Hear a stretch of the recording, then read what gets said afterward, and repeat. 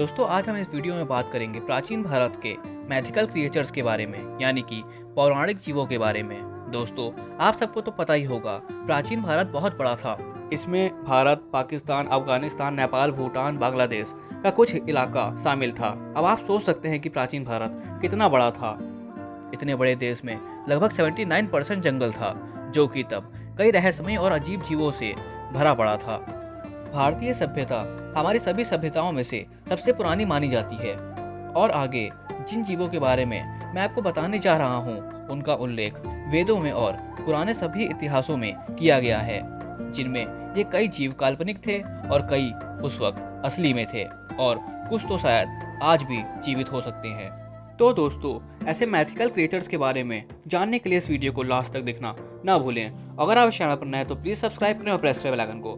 तो बिना time waste किए स्टार्ट करते हैं शानदार वीडियो। मैं हूं तरुण और आप देख रहे हैं नॉलेजेबल फैक्ट। सबसे पहले बात करेंगे ऐरावत की। ये एक विशाल सफ़ेद हाथी है जिसे इंद्र का वाहन माना जाता है। ये उन 16 हाथियों में से एक है जो धरती का संतुलन बनाए रखते हैं। ऐरावत इन सब में से सबसे विशाल और सबसे शक्तिशाली माना जाता है। इस हाथी के कई सिर हुआ करते थे। माना जाता है कि ये हाथी हमेशा स्वर्ग के द्वार पर खड़ा होता है और इंद्र के महल की रक्षा करता है। मत्स्य यानी कि मछली, इसे रेनबो फिश नाम से भी जाना जाता है। ये समुद्र में रहने वाली बहुत बड़ी मछली होती है। माना जाता है कि ये एक व्हेल मछली से भी बड़ी हो सकती है। इस बड़ी मछली के शरीर पर 4 मेन कलर होते हैं, रेड, ब्लू, ग्रीन और येलो। धनच, इस प्राणी का शरीर जानवरों जैसा, पर उसका चेहरा इंसानों जैसा, और उसके पूरे शरीर में घने बाल होते थे। उसके पैरों पर इंसानों जैसी उंगलियां थी, लेकिन इस जीव के पूंछ नहीं होती थी, और इस जीव को आखिरी बार यूरोप के लोगों ने भारत की जमीन पर देखा था। वृता, ये पर्वतों में रहने वाला बहुत बड़ा सांप होता है, और ये सांप बहुत बड़ी बड़ी चीज़ों को बहुत आसानी से निगल सकता है। इस असुर को इंद्र का दुश्मन भी माना जाता है। कहा जाता है ये सांप इतना बड़ा होता है कि ये किसी भी नदी को लांघने की कोशिश करता है तो उस नदी का बहाव रुक जाता है। अबाओ अक्यू, अजीब से दिखने वाले इस जीव का ना कोई एग्जैक्ट साइज होता है, ना कोई एग्जैक्ट रंग होता है। कहते हैं ये जीव चित्तौड़ की टावर ऑफ विक्ट्री के सीढ़ियों पर मंडराता रहता है, और हमेशा ये सीढ़ियों से चढ़ते हुए सबसे ऊपर वाली सीढ़ी पर पहुंचने की कोशिश करता है।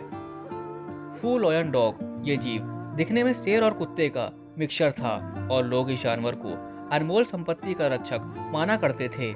इसलिए प्राचीन मंदिरों के एंट्रेंस गेट पर आपको इस जानवर की मूर्ति अक्सर नजर आएगी। Tree of sun and moon, लोगों का मानना था ये पेड़ भविष्य बताता है।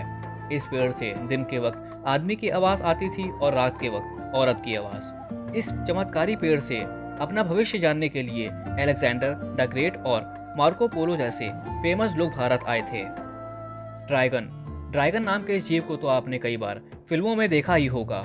इस जीव के किस्से और कहानियां दुनिया भर में बहुत फेमस हैं। इसका शरीर सांप जैसा था और अपने पंखों से ये हवा में भी उड़ सकता था।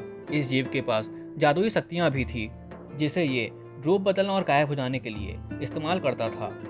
वानर, इस जीव को तो कई नामों से जाना जाता है, जैसे कि वन मानुस, येटी, बिगफुट। ऐसा माना जाता है कि किष्किंधा नामक जगह पर वानर राज किया करते थे। इनका उल्लेख रामायण में भी है। कहते हैं ये वानर इंसानों से भी बड़े होते थे। इनकी ऊंचाई लगभग 8 से 10 फीट हुआ करती थी।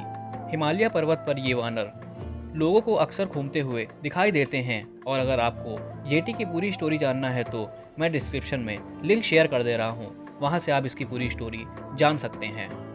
मकरा, ये डायनासोर जैसा दिखने वाला जीव समुद्र के अंदर पानी में रहता है, और कभी कभी ये जमीन पर भी दिखाई देता है।